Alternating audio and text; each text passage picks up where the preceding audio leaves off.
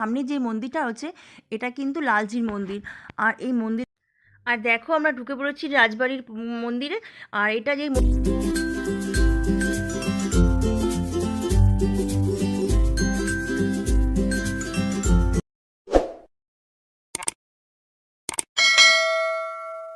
Hello বন্ধুরা, কেমন আছো তোমরা সবাই? আশা করি ভালো আছো। আর আমি তো খুব ভালো আছি। তো আমি যাচ্ছি আজকে আমার ছোট্ট প্রিন্সেসকে নিয়ে কালনার রাজবাড়িতে। আর আমাদের এই কালনাটা কিন্তু মন্দির শহর নামে পরিচিত।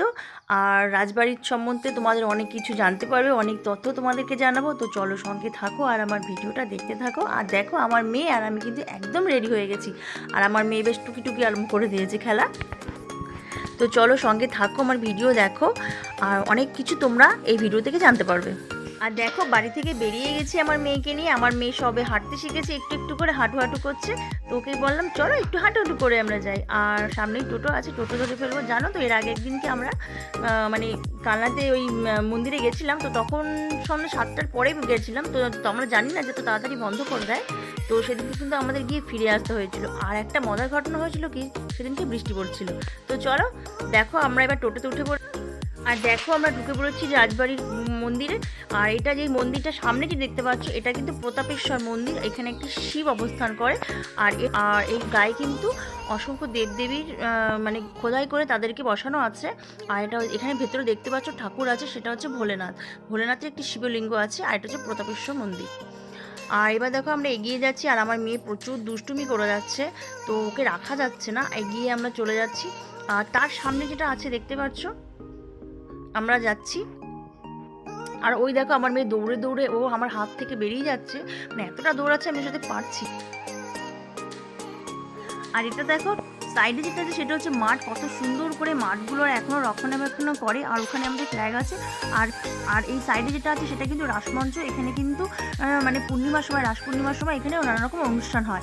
আর আমরা এখন সামনের দিকে এগিয়ে যাচ্ছি, সোজা যাচ্ছি। আর এই দেখো পাশে পুরোহিত মশাইও যাচ্ছেন।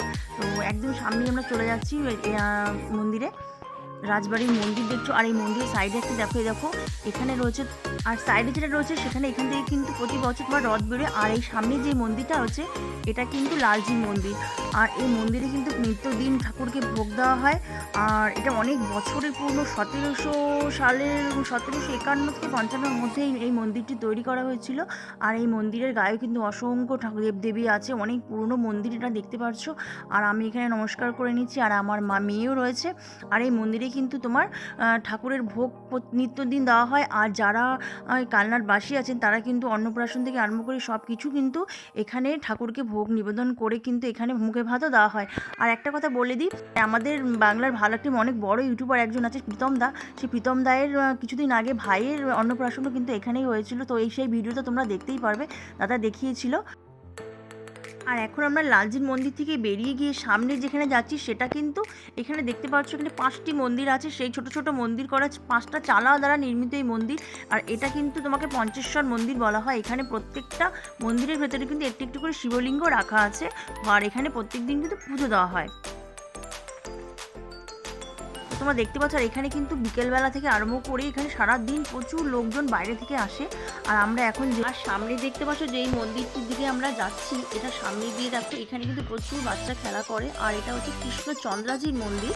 আর এখানে কিন্তু এই মন্দিরটাও কিন্তু তোমার 1751 থেকে 55 খ্রিস্টাব্দের মধ্যে তৈরি হয়েছে। আর এর গায়ে কিন্তু অসংখ্য দেখতে পাচ্ছ।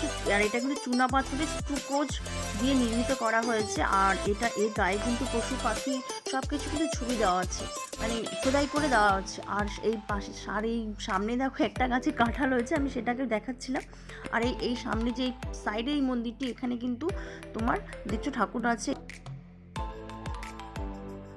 আর এই মন্দিরটা দেখতে পাচ্ছ, এখানে কিন্তু রাম সীতা আছে। দেখো এখানে স্বয়ং রাম সীতার মন্দিরটা। এখানে দেখো রাম সীতাকে দেখা যাচ্ছে, এই দেখো।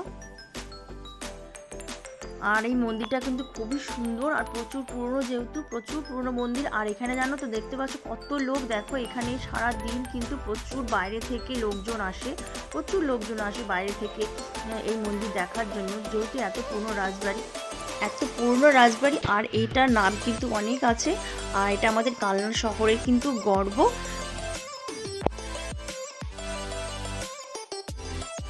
আর আমরা এখন বেরিয়ে যাচ্ছি বাড়ির উদ্দেশ্যে। আমার মেয়ে দেখো সামনে একটা বাচ্চাকে দেখেছে, ও খেলা করছে আর ওকেও ওর লাগবে, আর ও ভীষণ আনন্দ করছিল এখানে এসে, মানে এত আনন্দ পেয়েছিল মানে বলার মতো না। তো আমিও বেশ আনন্দ করছি। তোমাদের কেমন লেগেছে তোমরা অবশ্যই জানাবে। আর নেক্সট ভিডিওতে তোমরা কিন্তু আরেকটা জিনিস দেখতে পাবে, সেটা হচ্ছে 108 শিব মন্দির, তার উল্টো পিঠেই আছে। সেটা আমি আজকে ওই দেখো সামনেই, সেটা আমি তোমাদের এখন দেখাতে পারছি না, সামনে নেক্সট ভিডিওতে দেখাবো। তো ভিডিওটা ভালো লাগলে লাইক কমেন্ট শেয়ার করে দিও, সাবস্ক্রাইব করে।